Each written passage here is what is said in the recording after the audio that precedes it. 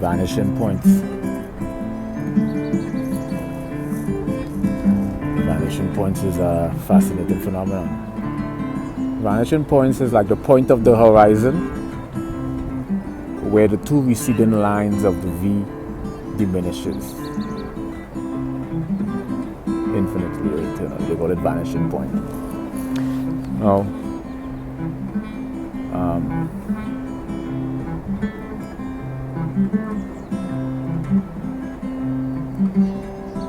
so the vanishing point is used as a sacred geometric reference point to you remember things look three-dimensional on the physical material plane because we have up-down to take into consideration, but on a two-dimensional surface, up-down is not